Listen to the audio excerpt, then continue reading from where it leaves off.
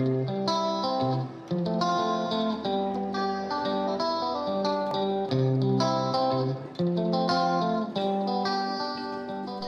charité ne fait rien d'inconvenant.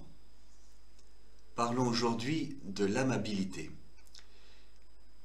Négativement, l'absence d'amabilité, c'est lorsque l'on œuvre avec rudesse, lorsque l'on a des manières discourtoises, quand nous sommes durs dans les relations, lorsque nos propos, nos attitudes, nos gestes sont rugueux ou rigides, nous dit le pape François.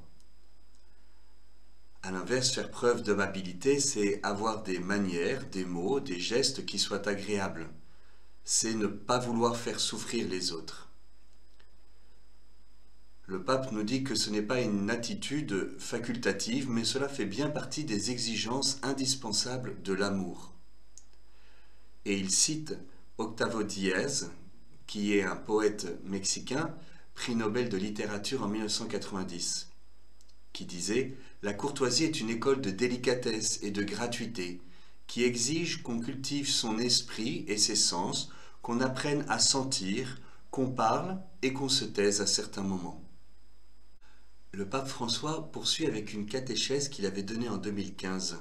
Je cite « Entrer dans la vie de l'autre, même quand il fait partie de notre vie, demande la délicatesse d'une attitude qui n'est pas envahissante, qui renouvelle la confiance et le respect. L'amour, plus il est intime et profond, exige encore davantage le respect de la liberté et la capacité d'attendre que l'autre ouvre la porte de son cœur. » L'amabilité dans le regard, dans les attitudes, dans le langage.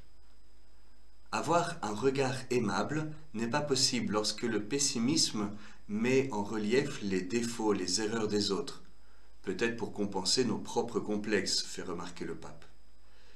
Avoir un regard aimable nous permet de ne pas nous arrêter sur les limites de l'autre, mais au contraire à l'accepter, à nous unir dans un projet commun, bien que nous soyons différents. Les attitudes aimables permettent de créer des liens, de cultiver des relations saines, de nous insérer dans une trame sociale solide. C'est important car sans ce sens de l'appartenance, on ne peut pas se donner longtemps aux autres. Chacun finit par chercher uniquement ce qui lui convient et la cohabitation devient impossible. Enfin, dans le langage, dire des mots d'encouragement qui réconfortent, qui fortifient, qui consolent, qui stimulent.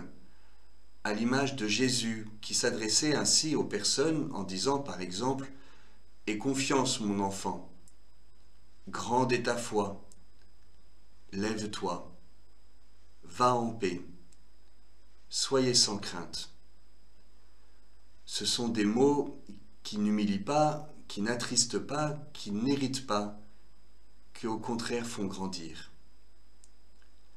Entrons dans ce langage aimable de Jésus à l'intérieur du couple, à l'intérieur des familles.